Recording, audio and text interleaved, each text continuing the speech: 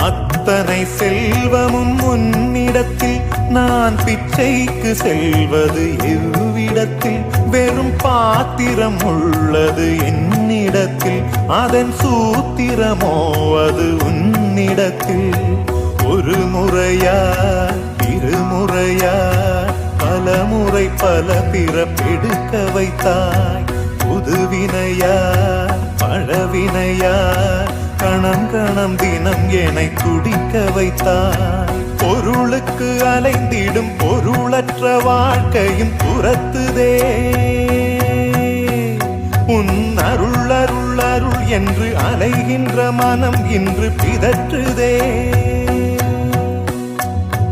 அருள்